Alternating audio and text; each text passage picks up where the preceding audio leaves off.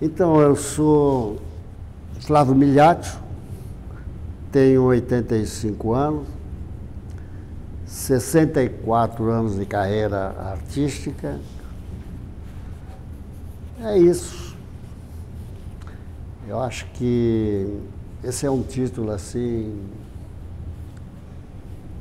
para algumas pessoas quer dizer muita coisa, para outras mais ou menos, para outras não quer dizer nada.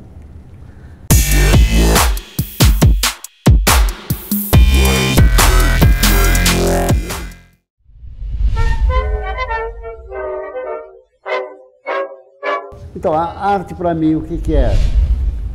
A arte, ela, sei lá, é a maneira que a gente vê a vida, a maneira como a gente vê as pessoas, o sentimento das pessoas, o que elas fazem, o que elas fizeram, o que elas vão fazer, sabe?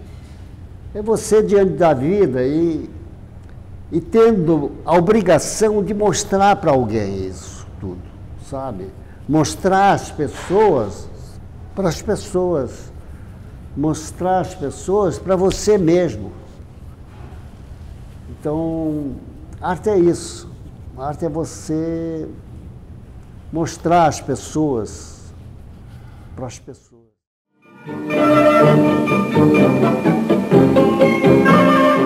Vivi mesmo, vivi muita coisa no meio de televisão, cinema, circo. Onde tivesse a arte, eu estava presente sempre. Mesmo num colégio, numa cadeira escolar, numa mesinha escolar, onde eu estava fazendo um desenho qualquer, onde a professora me pediu um desenho, eu estava fazendo arte.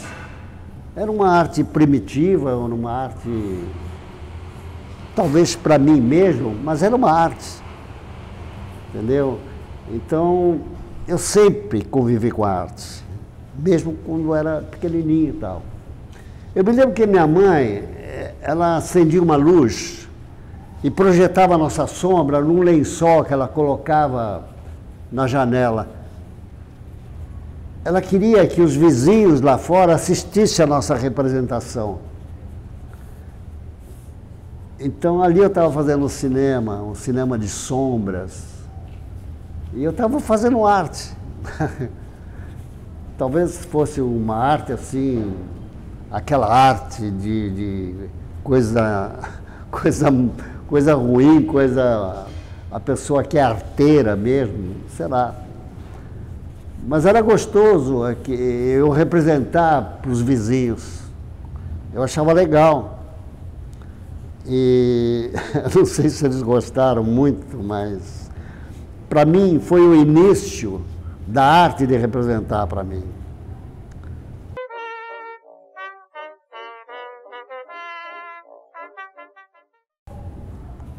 Então, como diretor, fui aparecendo sem que eu quisesse, assim, fui aparecendo devagarinho, sabe? De repente eu estava dando palpite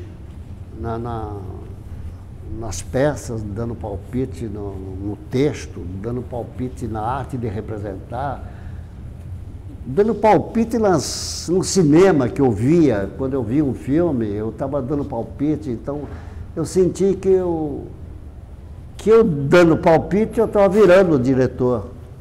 E eu não lutei contra isso, não. Eu deixei que esse diretor viesse, sabe?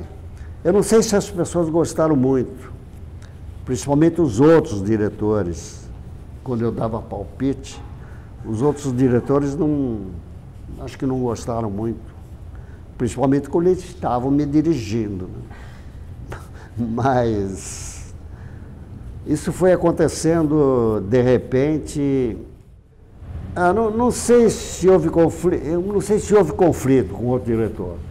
O que eu sei é que eu não prestei atenção nesses conflitos. porque eu achei que eles tinham razão. Por isso eu falei, é melhor eu não dar a minha opinião também sobre isso, né? Então eu fui deixando. Não sei o que eles pensaram, sabe? Agora, eu como diretor, eu acho que eles não gostaram. Não deve ter gostado. Entendeu? Eu, como diretor, eu até sempre eu achei a sugestão boa. Eu me lembro que eu aceitava a sugestão de todo mundo, sabe?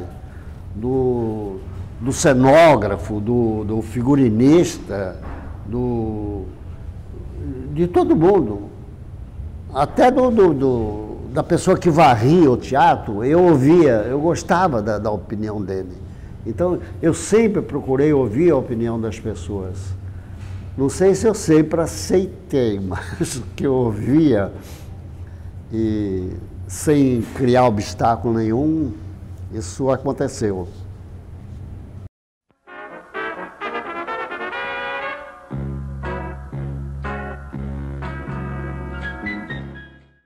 O ator Flávio, ele é muito parecido com a pessoa Flávio, sabe? Eu nunca coloquei uma diferença entre o ator e a pessoa, sabe? Esse é meu grande erro como diretor, porque todos os atores, eles gostam de se transformar num personagem, sabe? Então procuram fazer uma maquiagem e tal, para se transformar ver uma roupa especial, para se transformar naquela figura que ele está retratando. Eu nunca procurei fazer isso por falta de capacidade mesmo, porque eu não era esse tipo de ator que se transforma. Eu me colocava em cena e, de repente, eu ia ver o que ia dar. Se aquela pessoa, Flávio, se aproximou do ator, do personagem ou não, entendeu? E as pessoas sempre acharam que o Flávio se aproximou do personagem. Eu acho que não, mas eu acho que as pessoas... Isso deve ter vindo do Arena, esse jeito de representar. Porque quando eu comecei no Arena, houve a seguinte, eles estudaram muito e falaram assim, a gente tem que quebrar com tudo que acontece. Com o teatro tradicional, vamos quebrar com isso. A gente quer fazer outra coisa. A gente quer voltar à estaca zero do teatro. Porque a gente está querendo colocar em cena o homem brasileiro. Então, para colocar o homem brasileiro em cena, nós temos que começar tudo outra vez. Porque naquela época, os atores representavam muito impostado, sabe? De uma maneira eloquente. Ah, honesto Iago, se não fosse o amor que a Desdémona consagro, jamais poria freios e fronteiras. Era tudo assim, grandioso. Ao passo que a gente queria colocar o homem brasileiro em cena, a gente teria que falar, honesto Iago, eu nem sei o texto falando nessa linguagem simples. Ah, honesto Iago, poxa, se não fosse o amor que a Desdémona consagra, poxa, jamais poria freios e fronteiras a minha vida aventurosa e errante, nem por todos os tesouros que eram nos mares. Então era mais ou menos isso. Não dá para fazer o amor brasileiro, porque o texto é muito requintado. Ah, honesto, se não fosse o amor... O texto já foi escrito para os grandes atores. O Shakespeare escrevia para grandes atores. Ele não escrevia para um favelado, ou para uma pessoa pobre, ou uma pessoa humilde. Se Shakespeare escrevesse para os atores assim, talvez...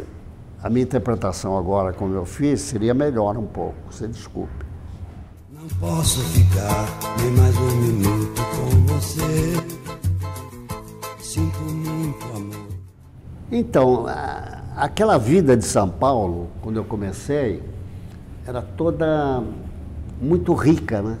Muito rica. Por exemplo, tinha o Adoniran Barbosa. O Adoniran Barbosa, ele falava a linguagem popular, sabe? Todo errado. Ele falava do jeito que o homem do trem, o trabalhador que tomava o trem das 11, falava, entendeu? Então, eu acho que para mim, eu fui recolhendo tudo que aparecia para tornar a minha arte melhor, entendeu? Para ser exatamente como estavam me pedindo. Estavam me pedindo para colocar o homem brasileiro em cena, então a gente tinha que fazer isso tudo. E eu levava uma vantagem, porque se a gente tinha que voltar a estaca zero para colocar o homem brasileiro no palco, eu levava uma vantagem incrível, porque eu vinha da estaca zero, eu era um trabalhador lá, um cara que veio lá de Vila Mazei, de Jaçanã, e eu levava uma grande vantagem, porque eu vinha da estaca zero mesmo, então eu estava apto a colocar o brasileiro em cena. Então, eu fico contente porque eu fui um pouco símbolo no Arena do homem brasileiro. Eles gostavam de mim por causa disso. Pô, esse cara vai ser um homem brasileiro porque ele não sabe nada de teatro. Ele nunca assistiu teatro profissional, então ele vai servir para isso, para colocar o homem brasileiro em cena. Aí eu me aproveitei disso.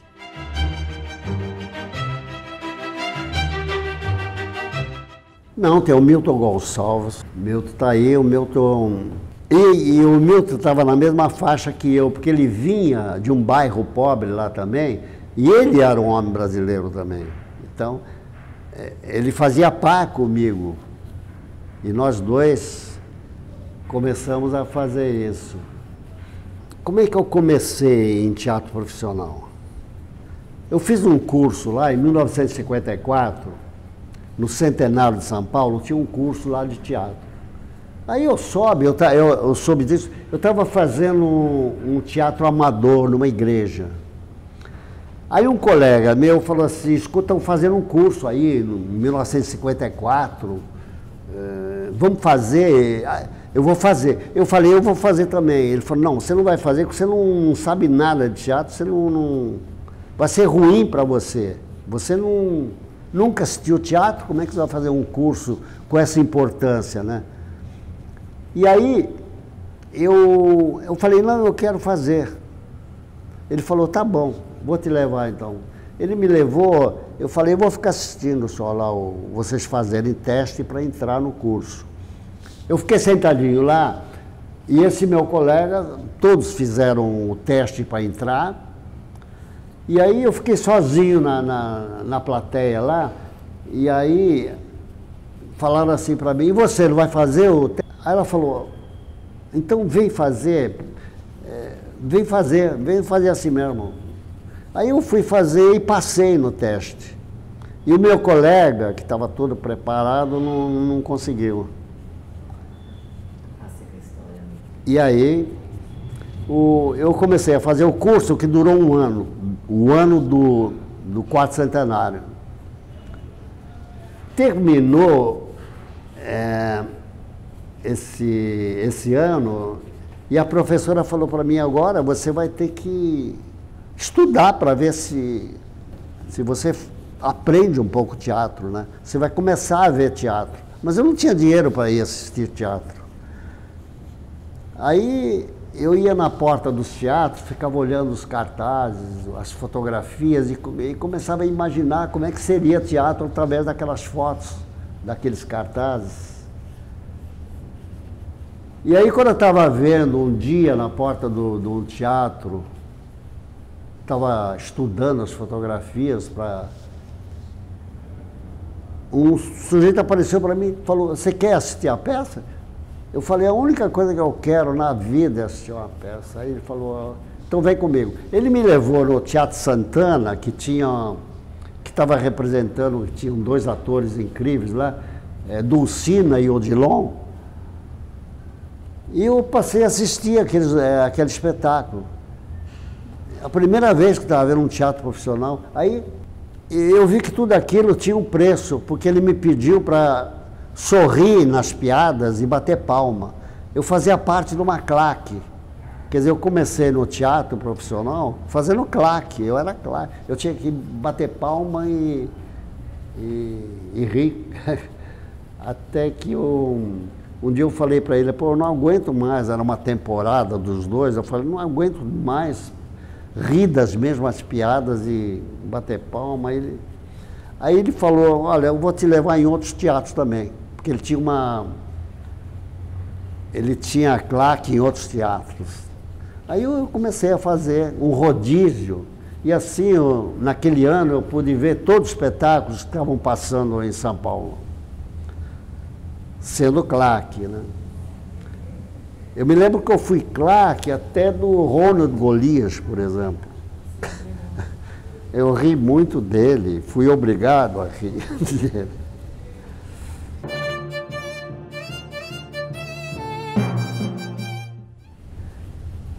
Então, quando terminou o curso, em 1954, terminou o curso, o professor, que era o Rogério Jacobi, chegou para mim e falou, e agora, você vai fazer o quê? Eu falei, nada, eu vou voltar para o meu bairro, lá em Jaçanã, e acabou a vida de teatro para mim, acabou, porque eu não sei o que eu vou fazer mais. Aí ele falou, não, eu vou te apresentar um grupo amador. Aí ele me levou na casa do diretor, não tinha ninguém, não estava em casa. Ele me levou no escritório do diretor, lá também não tinha ninguém, do tal teatro amador. Aí, de repente, ficou eu e ele no meio da rua lá, esse grande diretor italiano, que é o Rogério Jacobi, e eu, um ficou olhando para a cara do outro sem saber o que fazer. Até que ele falou, eu sei onde é que eles estão. E aí me levou na Avenida Paulista, em São Paulo, e apontou o trânsito, falou a eles lá. Eles estavam pedindo dinheiro no trânsito para fazer um espetáculo lá, teatro amador. Aí eu me aproximei, e quem que estava lá? Oduvaldo Viana Filho e Gianfrancesco Guarnieri. Vera Gertel também.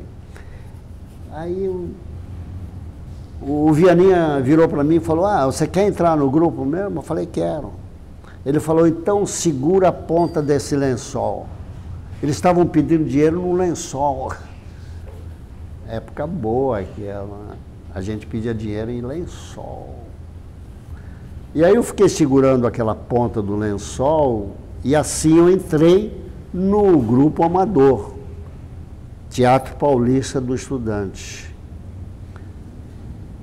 Depois o Teatro Paulista do Estudante se juntou ao Teatro de Arena e eu fui junto.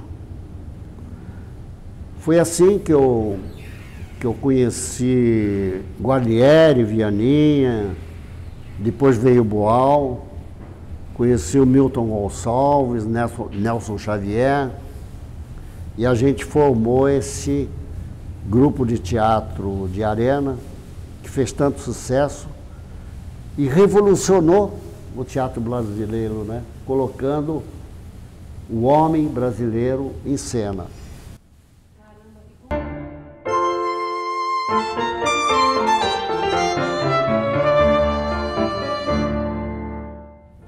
Era muito estranha o tipo de representação que o Boal, Augusto Boal, colocava para a gente. Ele colocava a gente improvisando no Teatro de Arena e ficava assistindo. Às vezes, tinha dia que eu ficava improvisando durante 1 hora seguida, vivendo aquele personagem que ele tinha me dado. Então era muito gostoso, era quase um jogo assim que a gente fazia, e assim a gente foi aprendendo a viver o personagem. Chegou uma hora que o Teatro de Arena não dava mais para sustentar, para se sustentar, porque a gente queria fazer teatro para estudante e operário. estudante. E operário não tem dinheiro para pagar teatro. Era horrível. Coitados. E foi assim que o Teatro de Arena foi acabando. Ele não conseguia se sustentar. Então a gente foi obrigado a fazer outras coisas, sabe? Entrar para a televisão, entrar para o teatro profissional. E todos gostavam muito da gente, por quê? Porque a gente vivia muito personagem. Principalmente a televisão que estava começando, estava querendo fugir do rádio, porque no início a televisão era radiofônica, não era? Era tudo radiofônico de uma maneira, porque a televisão tinha pego os atores do rádio. Então, quando a gente chegou no Rio de Janeiro, a televisão, quando viu a gente representando daquela maneira tão simples, tão realista, era aquilo que ela estava precisando. Então a gente foi muito valorizado.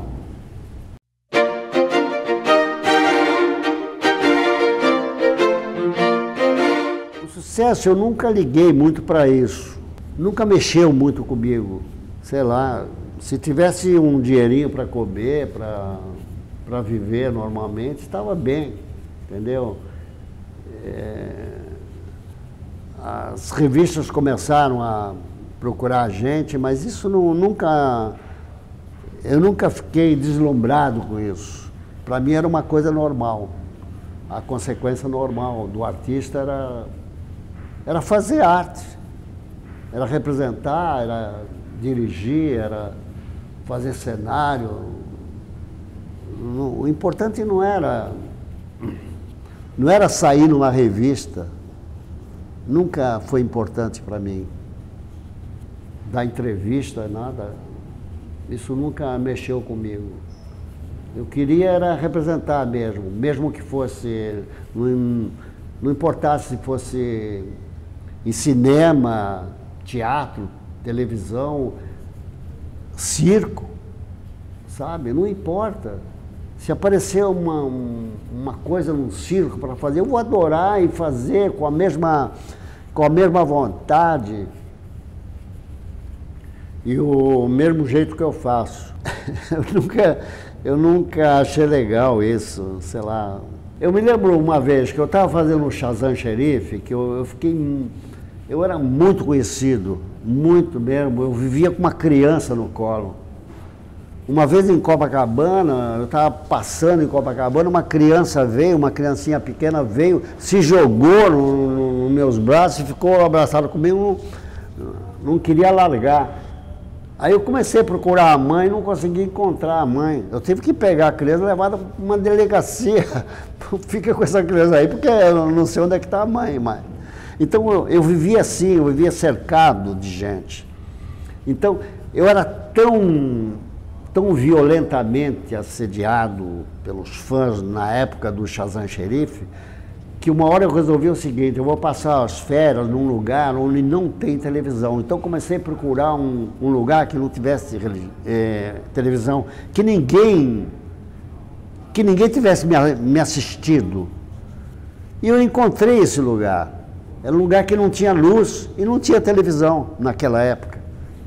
Então fiquei todo contente, poxa, que bom que ninguém me conhece. Mas isso durou uma semana, porque depois de uma semana eu comecei a ficar desesperado, procurando alguém que me conhecesse.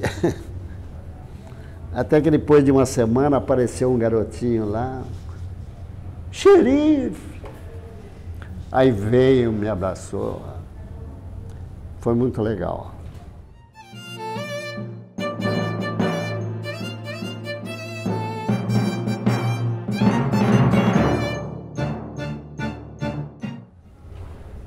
Um bom companheiro em cena, quem é? É aquele cara que entende o que você quer fazer, que não quer fazer mais do que você e não permite que você faça mais que ele. É um entrosamento que tem que ter entre dois atores. Isso faz com que o companheirismo em cena fique legal.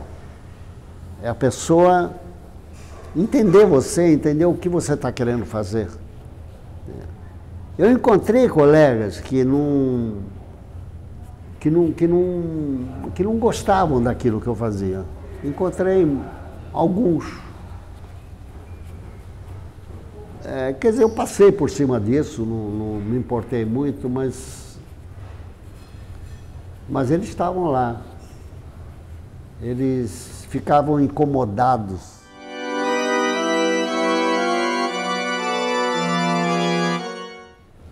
Teve uma hora que eu comecei a procurar Deus e não consegui encontrar mais, sabe? Eu tive num colégio interno querendo ser padre. Eu fiquei 3 anos querendo ser padre. Meus pais me colocaram lá porque eu era muito levado e tal. Então, eu ia ser padre. Mas depois um padre lá colocou a mão na minha perna, começou a alisar a minha perna, eu fiquei meio assustado. E aí eu dei uma bronca nele e me mandaram embora, sabe? Eu acho que eu ia ser um bom religioso. Mas de repente eu tive que sair. E aí eu estava um dia procurando Deus, sabe, desesperado, por aquele Deus que eu tinha estudado e que me fazia tão bem, e não conseguia encontrar mais. Aquele Deus nunca mais apareceu. Então eu comecei a ver, comecei a estudar e vi que os erros da religião, sabe? Esses erros. Eu passei a estudar muito e pude ver o seguinte, que, poxa, Deus condena a humanidade toda a sofrer durante milhares de anos porque uma pessoa comeu uma maçã. Que castigo ele vai dar para um político que tem uma mala roubada cheia de 50 milhões de dólares, entendeu? Então eu achei que era uma coisa absurda, assim, que acontecia na religião, que tinha muita mentira. Eu comecei a estudar as mentiras que existiam na religião, e eu pude dizer que não é nada disso, entendeu? Religião é outra coisa, uma coisa bem diferente, sabe? Eu não ousei tentar outra religião, porque vi todas elas tinham o mesmo defeito, sabe? O mesmo defeito. Esse negócio de pagar dízimo para se aproveitar que o ser humano procura a vida eterna e faz uma chantagem com ele. Essa chantagem que o religioso faz em cima só porque ele quer viver a vida eterna, então faz uma chantagem em cima dele. Está errado isso. Religião é outra coisa. Tem que ser outra coisa, não pode ser isso.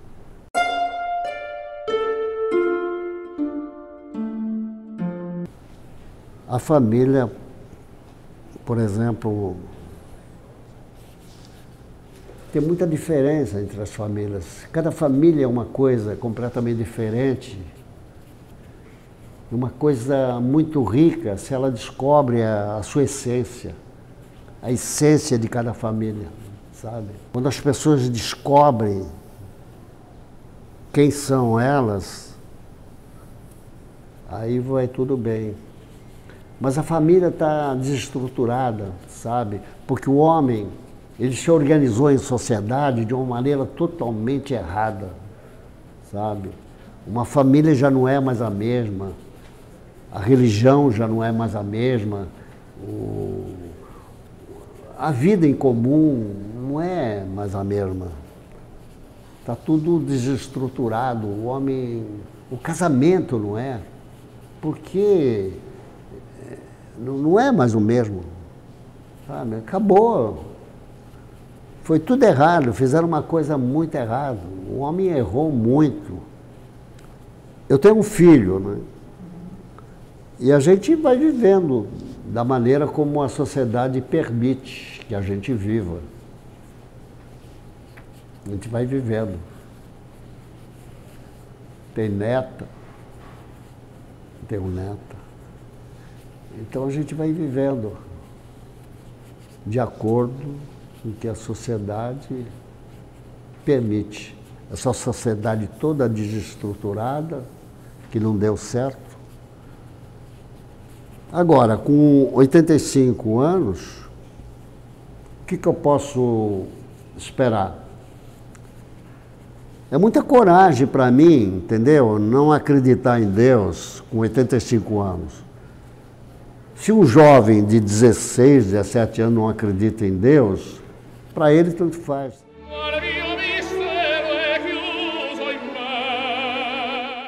Esse estilo realista que eu faço, ele vem do neorrealismo italiano, porque naquela época, quando eu estava começando, o neorrealismo italiano estava no auge, sabe? E eu adorava aquilo, adorava Totò, Aldo Fabrizi, aqueles personagens todos que eles faziam, era tão gostoso, entendeu? E aquele tipo de humor que eles faziam era tão bom. Então, por isso que eu entrei nessa onda do neorrealismo. E nessa época, tinha a Nouvelle Vague também. Tinha muita gente que ia atrás da Nouvelle Vague, começou a fazer um cinema da Nouvelle Vague, que a gente não tem nada a ver com o francês. A gente tem muito a ver com o italiano, entendeu? Então, as pessoas que se aproximaram do neorrealismo italiano, como Nelson Pereira dos Santos, sei lá, outros diretores aí que se aproximaram desse estilo de representar do neorrealismo, se deram bem. Quem foi atrás da Nouvelle Vague não deu certo, justamente porque é outra cultura, completamente diferente da nossa. Então, como é que eu sou? Como é que é o Flávio Miliati? Eu não sei, eu procuro não saber como é que é. Mesmo que eu quisesse saber, eu nunca iria descobrir isso, como é que ele é. Porque nunca a gente se vê de uma maneira real e verdadeira. A gente se vê sempre de outro jeito. Mesmo quando você se olha no espelho, você não está se vendo. Então, é isso que acontece comigo, sabe? Eu nunca consigo me ver. É como se eu estivesse diante de um grande espelho que não conseguisse se descobrir, entendeu? E talvez seja bom assim, porque aí vem umas coisas misteriosas de dentro de mim, que talvez seja bom para as pessoas.